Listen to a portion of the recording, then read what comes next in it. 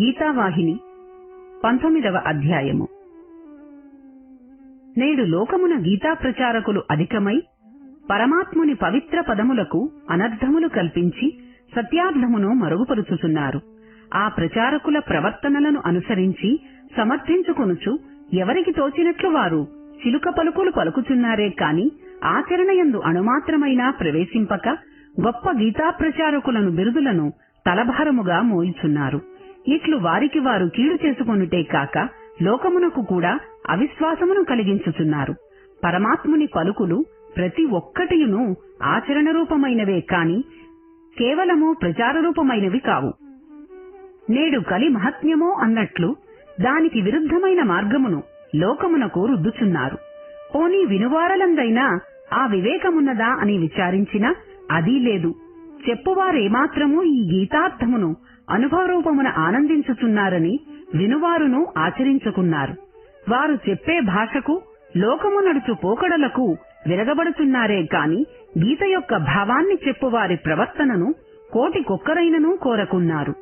ఒక్కొక్కరు చెప్పుచుందురు, గీత నాకు పూర్తిగా కంఠస్థము వచ్చునని, ఏ అధ్యాయమున ఏ శ్లోకమడిగినను టక్కని చెప్పునంతటి అనుభవము కలదని. దీని విన్నా ఇట్టి పాండిత్యము చూచినా నాకు నవ్వు వచ్చును. అనుభవమున అనుమాత్రము లేక అంతయు కంఠస్థము వచ్చుననగా కంఠమునకు బాధ మరేమీ ఫలితముండదు. అందుచే గ్రామ్ఫోన్ ప్లేటు వలె వీరు ఒక ప్లేటని చెప్పవచ్చును. ప్లేటుకెంత ఫలమో కంఠస్థము చేసేవారికి అంతే ఫలం. ఇన్ని శ్లోకములు కంఠస్థం రాకపోయినను ఒక్క శ్లోకమును ఆచరణలో ఉంచిన అట్టివారు ధన్యులు. అర్జునుడు కృష్ణ పరమాత్మ చెప్పిన ప్రతి పదమును అనుభవమును నిరూపించినాడు. అందుకే కృష్ణుని అనుగ్రహమునకు పాత్రుడైనాడు. ఈనాడు మహాపండితులను వారు కూడాను ఒక పదమునైనను ఆచరణయందు అనుభవించకున్నారు. ఇక పామురుల సంగతెందులకు? ఒక్క మాటలో చెప్పవలెనన్నా నేడు గొప్ప గొప్ప పేరు ప్రఖ్యాతులు తగిలించుకుని ఎవరు మహాగీతోపన్యాసకులని తిరుగుచున్నారో అట్టివారు కూడాను గీతకు విరుద్ధముగా ప్రవర్తించుచున్నారు. భగవద్గీతకు గీతలు గీయుచు ఎవరికి వారి బుద్ధి కుశలతలను భగవద్గీతకు అంటించుచున్నారు. మత్సునకు ఒక్కటి వినుడు. గీత 6వ అధ్యాయమున 10వ శ్లోకమున పరిగ్రహము మహాపాపమని తెలిపినది. నిజముగా గీతను ప్రమాణముగా విశ్వసించిన వారు దానిని ఆచరించవలెను కదా? లేదు. ఈనాడు గీతా ప్రచారకులలో 100కి 90 మంది పరిగ్రహించుచున్నారు. పరిగ్రహము ఏ రూపమున కాని అంగీకరించరాదు. పరిగ్రహమునకు హద్దు లేదు. గీతా యజ్ఞమని, హారతి దక్షిణ అని, ప్రచార సంఘముల యొక్క ఖర్చులని, గురు కానుకలని ఎన్నో పేర్లు. ఇది కృష్ణుడు చెప్పలేదే. టిక్కెట్లు తీసుకుని డ్రామా సినిమాలకు వెళ్లినట్లు నేడు గీతా ఉపన్యాసములు ఇచ్చి దక్షిణ అను పేరుతో ఉపన్యాసములు అమ్ముచున్నారు. ఇట్టి వారికి నిజముగా కృష్ణుని పవిత్ర వాక్కులపైన విశ్వాసముండినా విరుద్ధముగా ఎందుకు నడుతురు?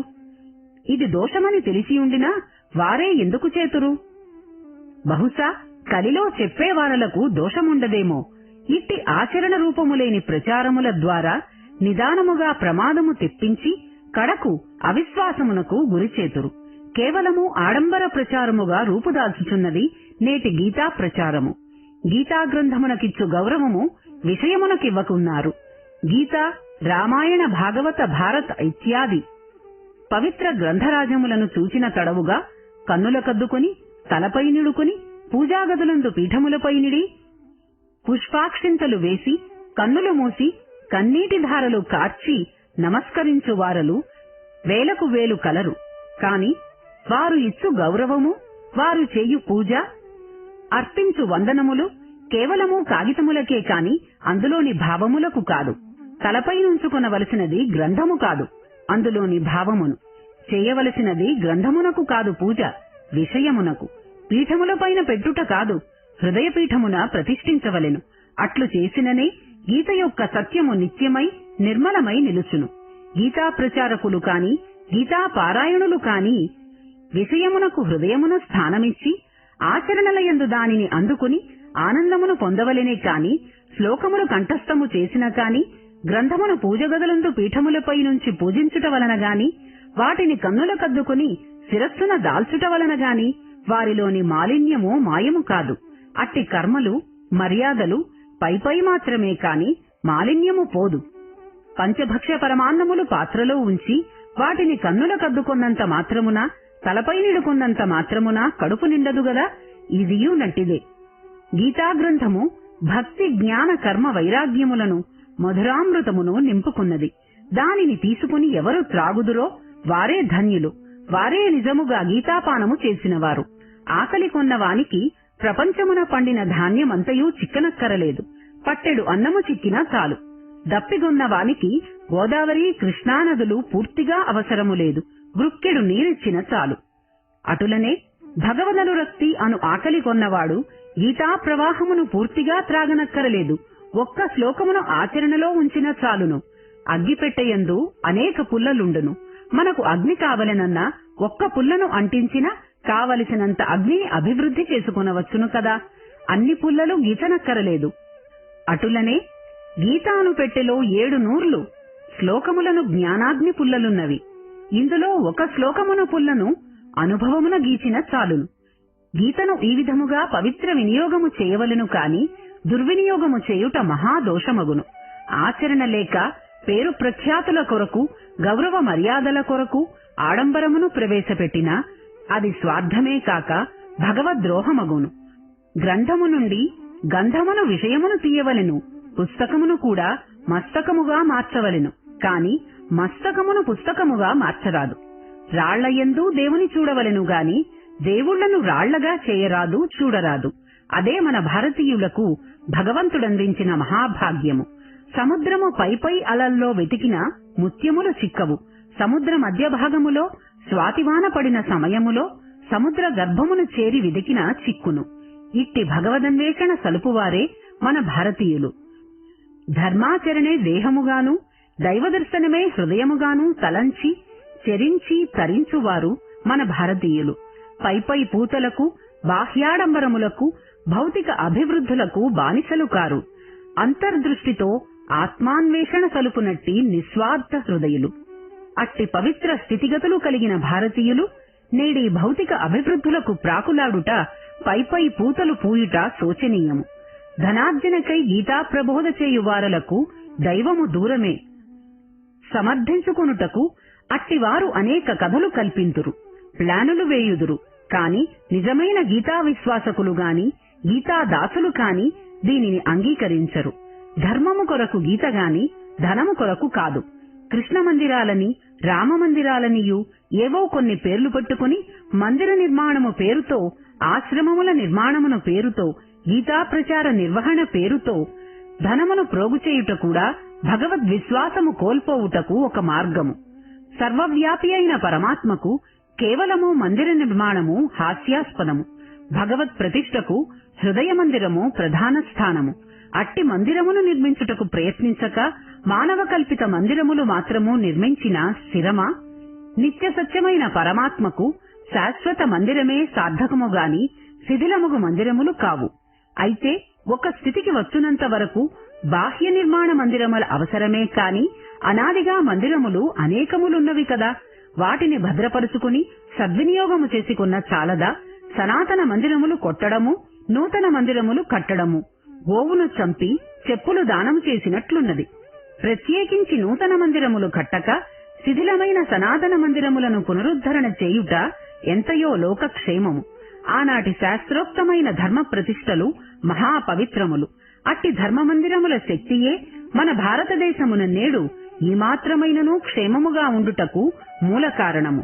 ఆనాటి మహనీయులైన మహారుషులు మహాతపస్సులాచరించి సర్వసంగ పరిత్యాగలై దేహములు సహితము శిథిలము చేసుకొని లోకక్షేమమును, దానికి తగిన ఆచరణయోగ్యమైన కొన్ని నియమములను నియమించి మనకందించిరి. అందించిన వాటినైనను నేడు అనుభవించక వాటికి నానార్థములు కల్పించి ఎవరికి తగునట్లు వారు నూతన పద్ధతులను ప్రవేశపెట్టుటచే అసలు సత్యము అడుగున పడిపోయినది. అట్టి పవిత్ర సత్యమును పైకి తీయుటకు ప్రయత్నించక నేడు లోకమున పెద్దలను వారు, గురువులను వారు సనాతన పద్ధతులనే అంగీకరించి వాటినే పోషించుతున్నారని ఏమని చెప్పవలెను? ఇక భారతదేశము ధర్మక్షేత్రము, యోగక్షేత్రము, త్యాగక్షేత్రము ఎట్లు కాగలదు? అందులకే కాబోలు అన్నపూర్ణ స్వరూపమైన మన భారతావని నేడు అన్నమో అని అల్లాడవలసి వచ్చుచున్నది.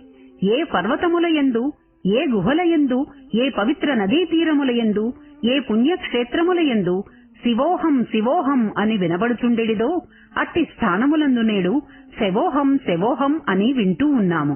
ఒకటేమి, అన్నిటి యందు నేడు మన దేశము ఆనందరహితమై, అశాంతిమయమై, స్వార్థ స్వరూపమై, ఆడంబర ప్రదర్శనములతో అలరారుచున్నది. కాన నేడు ఆచరణ రూపమైన ప్రచారములు అత్యవసరము.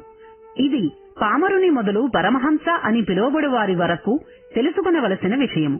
గీతా విషయమున మరింత శ్రద్ధ వహించి స్వయముగా పరమాత్ముని పలుకులుగా విశ్వసించి ఆచరించవలెను. పఠించిన మాత్రమున ప్రయోజనము లేదు. యోగక్షేమం వహామ్యహం అను భగవంతుని పవిత్ర ప్రతిజ్ఞకు, దీక్షా కంకణమునకు మానవులు సాధకులు అర్హులు కావలెను. భగవానుడు భక్తరక్షణ అనగా యోగక్షేమము చూచుకునలేదన్నా దానికి పూర్వము పరమాత్ముడు చెప్పిన పద్ధతిని మనము ఆచరించుచున్నామా లేదా అని విచారించిన మన అపోహలలోని నిజానిజాలు సులభముగా తేలును. సాధకులట్లు విచారించుటలేదు. వారికి అవసరమైన దానిని మాత్రము తీసుకుని దానికి సంబంధించిన ముందు వెనుకలు విచారించకున్నా అది అనర్థమగును. అనన్యాశ్చింతయంతో మాం ఏ జనా పర్యుపాసతే తేషాం నిత్యాభియుక్తానాం అను ఈ 3 అంగములను చేర్చుకొన్న యోగక్షేమం వహామ్యహం అను శిరస్సుకు విలువ కాని, కాళ్ళు కడుపు భుజము లేక ఒక తలను మాత్రమే గట్టిగా పట్టుకున్న ప్రయోజనమేమి? ఇనుప పెట్టే దొంగలు తీసుకుని పోయినను పర్వాలేదులే, తాళముల నా మొలలో ఉన్నవి అన్నట్లుగా ఉండును. పెట్టెలోని వస్తువుల కొరకు కదా తాళముల అవసరము. వస్తువులు పోయినా తాళములు ఉండే ఉపయోగమేమి? అటులనే అనన్య చింతన లేక, తన ఉపాసన జరపక, తననే శరణు పొందక, తన యోగక్షేమములు మాత్రము చూచుకొనలేదే అన్న ఎంత అజ్ఞానము! పరులను శరణుజొచ్చి పరులను కొల్చుతూ అనన్య చింతనతో ఉండువాని యోగక్షేమము తానెట్లు చూచును? పోనీ పరులయందు పరమాత్మ భావము నుంచి సర్వకర్మలు భగవదర్పితమని అయినను తలంచిన పరమాత్ముడు అనుగ్రహించును. ఆశ్రయించుట అన్యులను, ఫలితమాశించుట పరమాత్మను. ఇది అనన్య చింతన ఎట్లగును? రాజు దగ్గర నౌకరులు ఆశ్రయించుట రాజును, అభిమానించుట సంసారమును. అభిమానము ఆశ్రయము రెండునూ ఒక్కటి అయినా అది శరణాగతమనబడును. గీతాస్వరూపమునకు అనన్యాశ్చింతయంతో మాం అను శ్లోకము నాభి వంటిది. భగవంతుని వాక్పుష్పములను వ్యాసుల వారు గీత అను హారముగా తయారు చేయుటలో ఈ శ్లోకమును హారమునకు అలంకారమునిచ్చు మధ్యకుచ్చుగా అమర్చినాడు. కాన గీతారత్న హారమునకు ఈ శ్లోకము మధ్యమణుల కుచ్చుగా అమర్చబడినది.